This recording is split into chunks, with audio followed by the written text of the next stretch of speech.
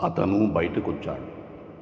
ఎడం కాలి మీద కుడి కాలు వేసుకుని చదును చేసిన చేను వంటి ముఖంతో అందంగా, దెబ్బలు తిన్న దేహంపై, చీలిన గుండెలపై బొత్తాలు పెట్టుకుని హుందాగా ఫుల్ హ్యాండ్స్ ఆశల చొక్కా వేసుకుని అతను బయటకొచ్చాడు. ఎన్నిసార్లు కలల్ని పొరలు పొరలుగా కప్పెట్టిన, ఎన్ని పేజీల కవిత్వాన్ని నిర్దాక్షిణ్యంగా నిప్పుపెట్టిన, ఆ చీకటి గదుల్లోంచి, మంచు సరస్సులోంచి, దహించే నిరీక్షణలోంచి నెమ్మదిగా, సుకుమారంగా బయటి ప్రపంచపు గోడల మధ్య నవ్వుల జ్ఞాపకాలు ప్రతిధ్వనిస్తున్నప్పుడు అతను బయటకొచ్చాడు.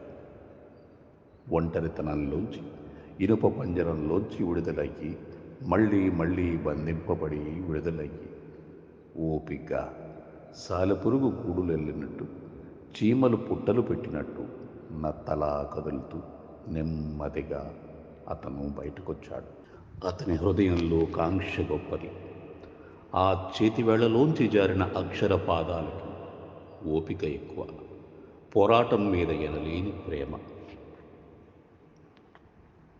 మేల్కొన్న నిద్రలోంచి, మూసిన రాత్రి కన్రెప్పల్లోంచి, జైల్లో కొత్త స్నేహితుల చిరుముద్దలు తీసుకొని, సెంట్రీ గార్డుకు సలాము పెట్టి, తాళం గుత్తుల సవ్వడిలు, స్వర్గ నరకాలతో నిమిత్తం లేకుండా ఓ దిగులు ఉదయాన అతను బయటకొచ్చాడు.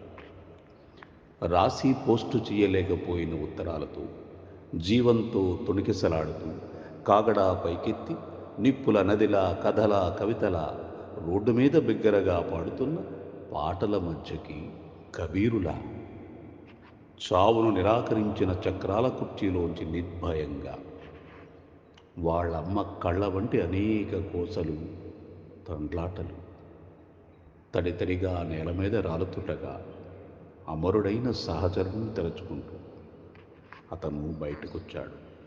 రచన శ్రీరామ్.